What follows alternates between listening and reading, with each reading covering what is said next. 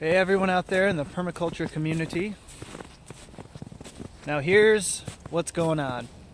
We've got 2 piles of wood chips that were delivered earlier this spring by a tree service that was hired by the city or township to clear dead standing ash trees that had been the victim of the emerald ash borer, and chip them all down, and some other stuff. So there was some actual hardwood, maple, and other things, but they see it as a waste product. I see it as a resource. So what happened? I asked them to drop it off.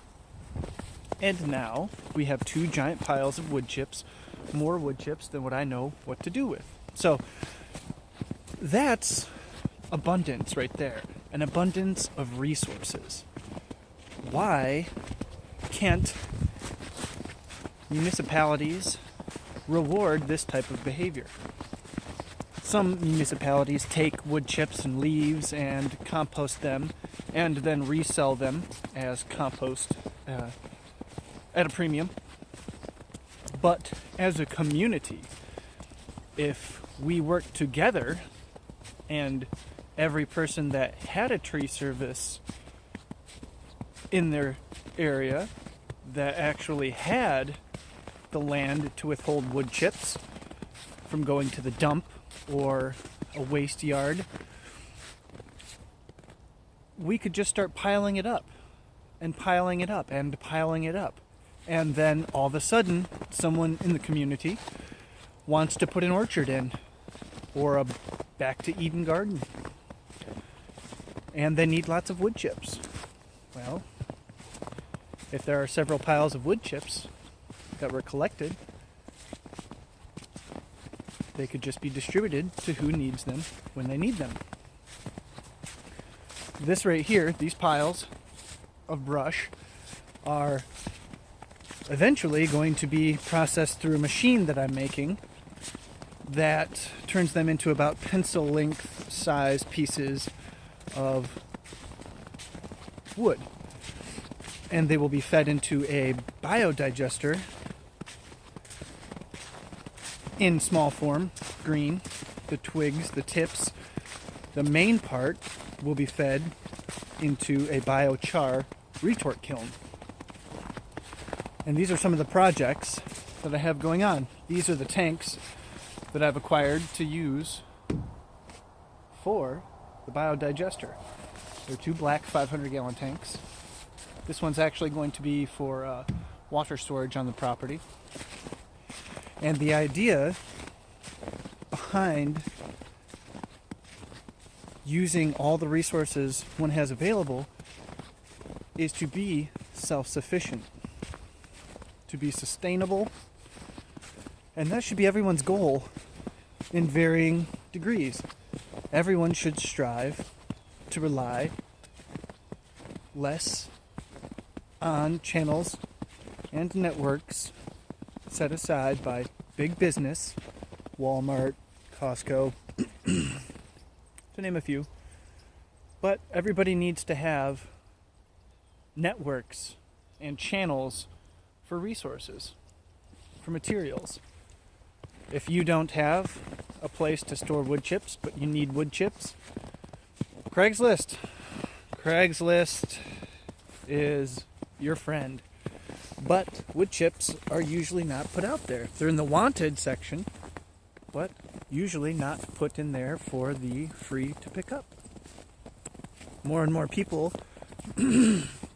are starting to garden. Similar to the Victory Garden movement, people are realizing that GMOs are not good for us. And more people are turning to gardening, permaculture, and sustainable farming and sustainable agriculture is becoming more and more mainstream. The more it does, the less these resources are put out there for free. So give it enough time, things that were once plentiful and given away as a waste product that would be a permaculture solution, like leaves in neighborhoods, at the end of the day, most of these things in the years to come, most of these resource streams for permaculturalists and people trying to live a sustainable lifestyle, they're slowly going to start ticking away and disappearing as more and more people start to become frugal with the things they have, frugal with the lifestyle that they choose.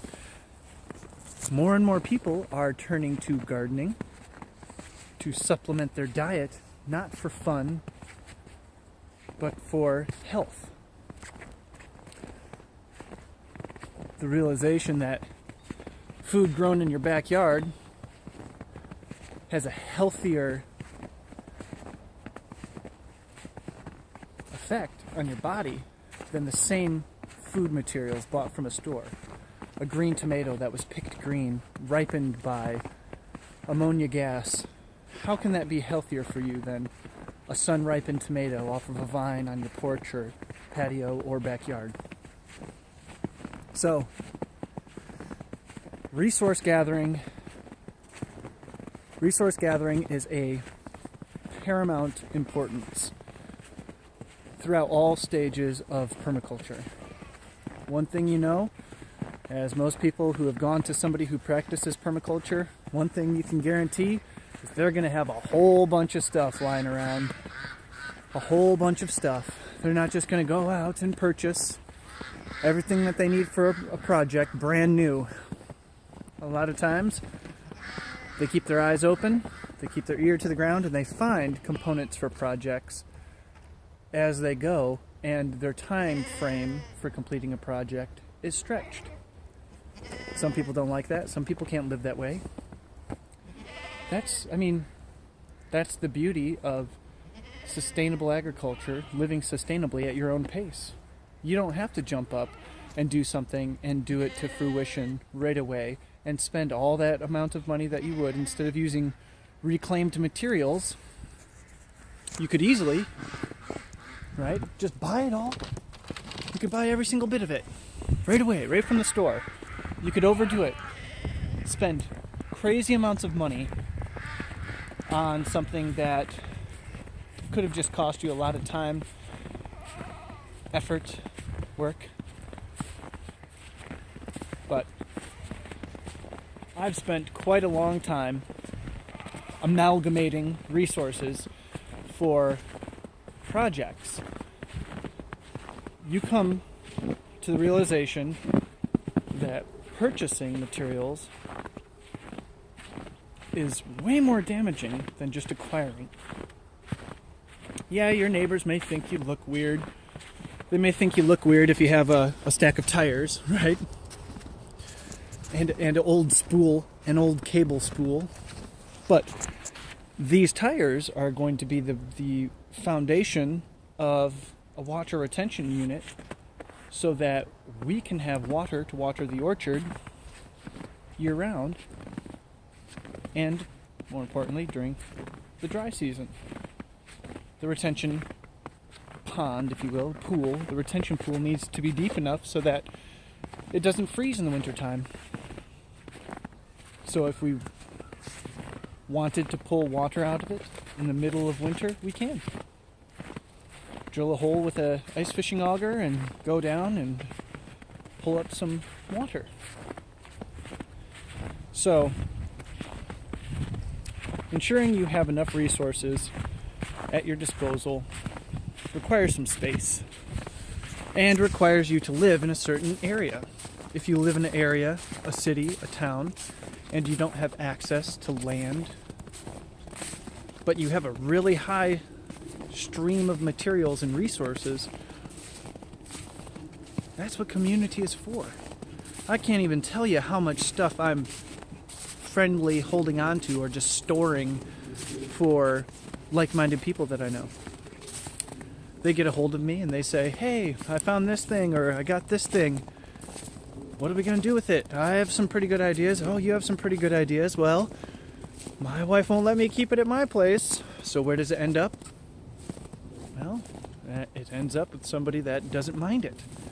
So, if you're one of those people that don't mind it, or you live in an area, that's more important. You must live in an area where people don't mind it, or they won't even see it from the ground, so it won't be blight, right? You could get the whole complaints from neighbors that, oh, you're blighting the neighborhood. You're bringing down everyone's property value. Well, that may be. I don't know how many starting permaculture businesses, places, whatever you want, educational centers, I don't know how many of them when they first started, if they were around any rural area, they probably didn't get very much flack from the neighbors. It's when you get to the more urban setups that maybe somebody could get a little bit upset about seeing a big pile of metal that is parts to a greenhouse, but to them it's just a bunch of scrap metal thrown in a pile. And they may not like it. And they may look at some of the people that are doing it and question their motives. They may look at them and say, they dress different than me. They speak different than me. We're talking about slang, or even people from foreign countries. It doesn't matter. People will find fault with almost anything you do. And being flexible. If something bothers your neighbors, talk to them about it. Find out what it is. Try to mediate it, mitigate it. And maybe give them some food. I've given my neighbors tons of stuff. Strawberries, raspberries. I've had stuff given to me. Just have to wait. Patience. Patience. Nothing is going to make this grow into that better than time. So it's all about time. All about being patient and taking it one step at a time. Alright. Thanks, you guys. Once again, we'll come at you with some more videos. We'll see if I can get some friends that are like-minded to come in and chat with.